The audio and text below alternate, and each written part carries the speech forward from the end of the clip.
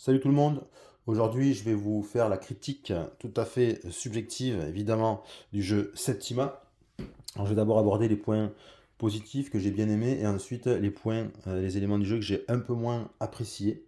On va commencer par les points positifs. C'est parti. Alors d'abord, moi, ce que je trouve bien dans ce jeu, c'est la direction artistique qui colle parfaitement au thème des sorcières. Voilà, les illustrations vraiment sympas. On baigne dans ce thème des sorcières, que ce soit les cartes, que ce soit les tuiles sorcières, que ce soit les petits éléments de jeu, là, les petits tokens suspicion. Bon, mis à part les petits meeples de base, tout le reste, ça transpire le thème. Ça, c'est vraiment très bien. Alors après, on peut aimer ou pas aimer le style, mais en tout cas, on ne peut pas lui reprocher d'être hors thème. Ça, c'est vraiment, on est en plein dedans. Deuxième élément qui m'a plu dans ce jeu, c'est que c'est un jeu très thématique.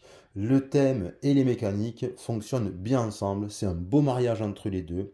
On a des actions de sorcières qui sont très thématiques. Tout ce qu'on peut faire là, se déplacer avec un balai, soigner des patients, préparer dans un chaudron, vous voyez, aller collecter des ingrédients dans la forêt, tout ça c'est très très thématique. On a également le fonctionnement des chasseurs qui essayent de capturer les sorcières qui est lui aussi très thématique, ainsi que la mécanique des procès, où notre sorcière, enfin, où notre sorcière ou celle de notre joueur peut se faire capturer, peut-être jugé et condamné au bûcher. On est tout à fait dans le thème. Et idem pour le déroulement du jeu, hein, qui correspond bien aussi au thème, avec un déroulement selon les phases de la lune et les saisons. Troisième point que j'ai apprécié également, c'est le départ asymétrique des joueurs.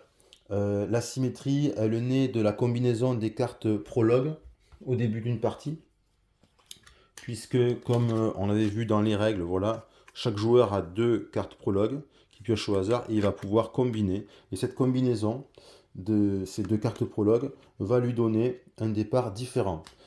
En outre, il y a également le draft de sorcière qui va donner un départ différents avec des pouvoirs spécifiques à chaque joueur en fonction des sorcières qu'il possède au départ. Vous voyez, en ayant ici ces deux sorciers, eh ben, j'ai des pouvoirs qui sont spécifiques que n'auront pas les autres joueurs et ça va changer à chaque partie. Un point que j'ai énormément apprécié du jeu, un gros point positif, c'est la mécanique de programmation qui est profonde et subtile, puisqu'il y a de nombreux paramètres à prendre en compte pour réussir à bien optimiser ses coûts et être efficace. Ces paramètres, c'est par exemple la position et le déplacement de la doyenne en fonction de l'action que je veux faire. Ça peut être très important. Donc l'action, si je choisis l'action collecter, ça va être super important. Si je choisis l'action soigner aussi, ça va être super important. Mais par contre, si je choisis l'action chanter, on s'en fiche. Le déplacement et la position de la doyenne, c'est à calculer. Ce qu'il faut aussi prendre en compte comme paramètre, c'est la position du pion rituel sur la piste, qui peut avoir une importance, qui est reliée au fait qu'on doit faire une harmonie ou pas. Donc l'harmonie et ses conséquences, c'est aussi un élément de la programmation, un paramètre de programmation à prendre en compte. On va rajouter aussi le nombre de phases lune qui restent, puisqu'en fonction des phases lune qui restent, eh bien, ça va me permettre de calculer le nombre d'actions qu'il me reste à faire pour pouvoir atteindre mes objectifs. Et faire attention à ne pas se faire surprendre. Par exemple, si on est à la dernière phase lunaire, où il y a la dernière phase lunaire, et que l'on veut, par exemple, préparer une potion pour ensuite soigner, eh bien, on ne pourra pas soigner puisqu'on est à la dernière phase lunaire. Il va y avoir une phase de procès qui va intervenir. Donc ça veut dire qu'on s'est loupé, il nous manque un tour. Donc tout ça, c'est à anticiper. On a également les bâtiments aussi auxquels il faut faire attention, puisque il y a certains bâtiments qui sont en jeu, et c'est jamais les mêmes, puisqu'on a 3 dorés et 3 bronzes, qui sont dans le matériel de jeu, mais on en joue un de chaque à chaque partie. Eh bien, ces bâtiments, ils permettent d'optimiser une action.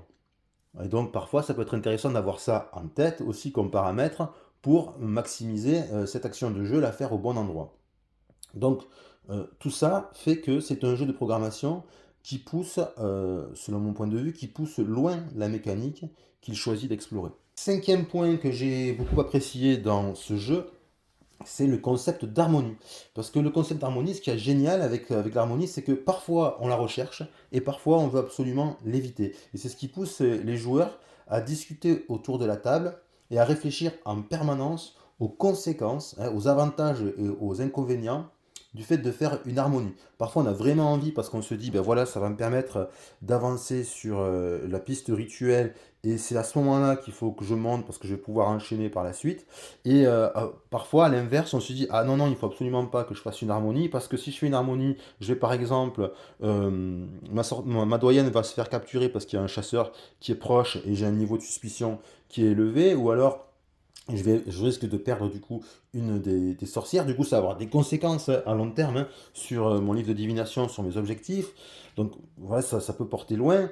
Je peux aussi craindre une harmonie parce que justement, je suis assez haut en suspicion. Je vais aller encore plus haut, donc je vais rajouter des mécontents dans la foule. Je vais potentiellement faire avancer les chasseurs plus vite sur ma doyenne. Donc vous voyez, en fonction des circonstances, je peux rechercher l'harmonie ou je peux chercher au contraire à l'éviter. Et ça, c'est génial. Sixième point que j'ai énormément apprécié du jeu, c'est la mécanique du procès. Parce que cette mécanique du procès, elle vient rompre la répétition de la mécanique de programmation. Et il peut parfois s'instaurer une forme de monotonie dans la programmation des actions. Et bien, le procès, lui, il apporte un changement de rythme dans le jeu et potentiellement une petite dose de hasard et d'excitation quand on pioche les meeples du sac. Puisque voilà, on va peut-être remporter, gagner une sorcière, gagner des points, gagner une troisième possibilité de scorer grâce au livre de divination. Il y a un petit peu de hasard. Donc tout ça, ça change de l'aspect programmation qu'on fait tout au long du jeu. Et ça, ce changement de rythme, il est super. Et enfin, le septième et dernier point positif que j'ai beaucoup apprécié, c'est la façon de scorer des livres de divination. Puisque les livres de divination, ils lient le nombre d'objectifs comptabilisables au nombre de sorcières qu'on a dans son couvent à la fin du jeu. Et ça, c'est super parce que ça apporte de la cohérence entre les mécaniques et ça apporte une petite touche d'originalité. Moi, ça, j'ai rarement vu ça dans un jeu, voire pas du tout. Et puis, ça renforce la tension qu'il peut y avoir dans les procès. Ça pousse les joueurs à jouer du coude pour s'emparer des sorcières lors des procès. Donc, il y a vraiment un enjeu qui est super important et qui peut faire basculer le cours d'une partie. Les points négatifs maintenant. Qu'est-ce que j'ai moins apprécié dans ce jeu, voire pas du tout apprécié? Eh bien, le premier élément, c'est la rédaction des règles qui sont pour moi trop procédurales. Alors c'est bien d'avoir des règles procédurales où on nous explique clairement les choses, ça c'est vrai. Mais quand on en abuse, eh bien ça peut nuire à l'apprentissage et à la prise en main du jeu. En tout cas, pour moi, ce fut mon cas.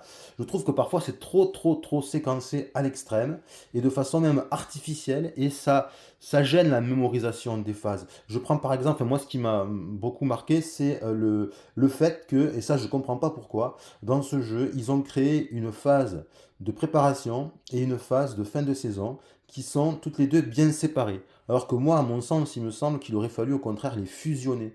Si on avait fusionné ces deux phases, ça aurait rendu le jeu plus facile à prendre en main parce qu'il n'y a aucun intérêt à séparer ces deux phases. En plus, elles sont vraiment, phase de préparation, c'est tout au début et puis la phase de fin de saison, c'est tout à la fin. Et ça embrouille, on est obligé d'aller chercher dans le livre des règles, attends, qu'est-ce qu'il faut faire en préparation? Ah ouais, ça, qu'est-ce qu'il faut faire à la fin? Alors qu'en fait, on peut tout à fait les fusionner en fin de saison. On fait tout à la fin et c'est terminé. Et c'est beaucoup plus simple et beaucoup plus fluide. Donc ça, c'est assez problématique. Et puis, ça pousse à retourner dans le livre des règles, voir si on n'a pas oublié un petit truc. C'est dommage. Mais on peut, au bout de quelques parties, on peut remarquer ça et puis faire sauter la phase de préparation en faisant tout à la fin. C'est gérable. Le deuxième élément que j'ai moins apprécié, c'est le plateau central qui, pour moi, manque de... Alors, ok, la DA est super, mais alors, le plateau central, il manque de lisibilité. Notamment le principe des zones en camembert, c'est pas facile à visualiser. Alors après, quand on fait plusieurs parties, ça va. Mais alors au départ, c'est quand même une galère, hein. C'est quand même une galère parce que on voit pas trop ces histoires là d'intersection, de zones, de cabanes. Alors il y en a c'est pour ça qu'ils ont mis de la couleur dorée, de la couleur rouge. Bon, ça c'est quand même, ça manque un petit peu de lisibilité. Pareil, le bâtiment imprimé, l'hôpital, vraiment, si on nous le dit pas, ben, on le remarque pas. Hein, cet hôpital là, qui est au centre. Faut faire attention, hein, surtout qu'il y a des nouveaux joueurs, là vraiment on passe complètement à côté parce qu'ils se font complètement dans la masse. Donc un tableau central pas très lisible. Troisième élément que j'ai moins apprécié, eh bien c'est le solo. Alors c'est pas qu'il est mauvais, il est bien, mais je le trouve moins intéressant que le multi. Alors pourquoi je le trouve moins intéressant que le multi? Ben, pour deux raisons. D'abord, il y a le concept des araignées, qui est, pour ma part, c'est assez pénible à gérer. Je trouve ça assez pénible, ces histoires d'araignées qui bougent d'une intersection ou qui bougent d'une de plus, la plus éloignée. Bon, ça, c'est un peu pénible. Et puis, ce que j'ai moins apprécié aussi, c'est le scoring final. Ce concept-là où en fait la veuve noire elle nous enlève plein de points, je trouve ça pas satisfaisant. C'est dommage, je trouve ça plus positif de marquer des points plutôt qu'on nous en enlève. Et en plus, on nous en enlève toute une caisse, hein. Là, avec les patients, ça peut faire très mal. Donc, vous avez marqué un certain nombre de points, puis d'un coup, Vlan prend moins 20 points, prend moins 7 points. Bon, ça, je trouve ça dommage, pas assez satisfaisant pour le joueur solo. Et enfin, le dernier point que j'ai moins aimé, un peu négatif, c'est que je trouve que le jeu est un peu trop long euh, pour ce qu'il propose.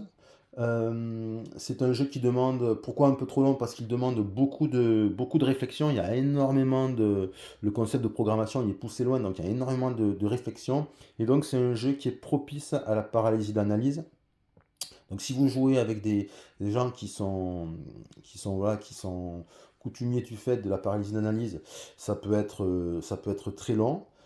Et ce qu'il y a aussi, c'est que ça peut être frustrant aussi, c'est lié aussi à une forme de frustration qui est liée à l'oubli d'un paramètre. Ça peut aller vite d'oublier un paramètre et du coup de complètement gâcher une action, hein. Ça peut être assez punitif. On n'a pas vu un petit détail, on va faire une action collectée, on n'a pas vu un petit détail qu'en fait, c'est plus les bons ingrédients lunaires. On fait une action collectée, on va collecter rien du tout, quasiment rien. Donc faut faire attention, ça peut être assez punitif, surtout qu'on n'a pas 30 actions à faire dans une saison. Donc du coup, on fait gaffe, on fait attention, et le jeu peut se rallonger par la réflexion qui, euh, qui est demandée à chaque joueur. Au final, Septima, un très bon jeu de programmation, très thématique, très plaisant, très agréable à jouer, avec des mécaniques vraiment sympas et qui demandent beaucoup de réflexion. Si cette vidéo vous a plu, n'hésitez pas à vous abonner. N'hésitez pas à émettre des commentaires dans la section des commentaires. Et sur ce, je vous dis salut et à bientôt.